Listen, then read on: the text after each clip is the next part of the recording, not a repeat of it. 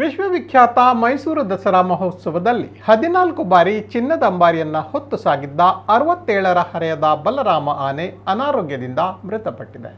ಬಲರಾಮ ಆನೆ ಮೈಸೂರು ದಸರಾ ಮಹೋತ್ಸವದ ವಿಜಯದಶಮಿಯ ಜಂಬೂ ಸವಾರಿ ಮೆರವಣಿಗೆಯಲ್ಲಿ 14 ಬಾರಿ ಚಿನ್ನದ ಅಂಬಾರಿ ಹೊತ್ತು ಸಾಗುವ ಮೂಲಕ ಎಲ್ಲರ ಕಣ್ಮಣಿಯಾಗಿತ್ತು.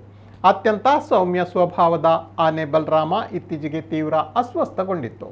ನಾಗರಹೊಳೆ ಉದ್ಯಾನವನದ ಹೊಣಸೂರು ರೇಂಜ್ ವ್ಯಾಪ್ತಿಯ ಭೀಮನಕಟ್ಟೆ ಆನೆ ಶಿಬಿರದಲ್ಲಿ ಪಶುವೈದ್ಯರ ತಂಡ ಬಲರಾಮನಿಗೆ ಚಿಕಿತ್ಸೆ ನೀಡುತ್ತಾ ಬಂದಿತ್ತು. ಬಲರಾಮನ ಬಾಯಿಯಲ್ಲಿ ಸದಾ ಹುಣ್ಣಾಗಿದ್ದರಿಂದ ಆಹಾರ ಸೇವಿಸಲು ನೀರು ಕುಡಿಯಲು ಆಗದೆ ಅದು ತೀವ್ರ ಅಸ್ವಸ್ಥಗೊಂಡಿತ್ತು.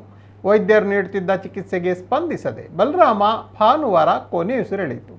ಆನೆಗೆ ಆಹಾರ ಸೇವಿಸಲು ನೀರು ಕುಡಿಯಲು ಆಗದಂತಹ ಸ್ಥಿತಿ ಎದುರಾಗಿತ್ತು. ನಾಗರಹೊಳೆ ಪಶುವೈದ್ಯ ಡಾಕ್ಟರ್ ರಮೇಶ್ ಸ್ಥಳದಲ್ಲೇ ಠಿಕಾಣಿ ಹೂಡಿ ಚಿಕಿತ್ಸೆಯನ್ನ ನೀಡುತ್ತಿದ್ದರು.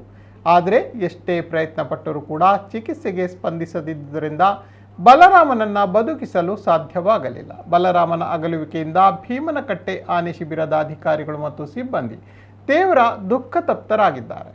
ಇದು ಟಿಬಿ ಇರಬೇಕೆಂದು ಶಂಕಿಸಲಾಗಿದ್ದರೂ ಹೆಚ್ಚಿನ ಮಾಹಿತಿ ಇನ್ನಷ್ಟೇ ತಿಳಿದು ಬರಬೇಕಾಗಿದೆ.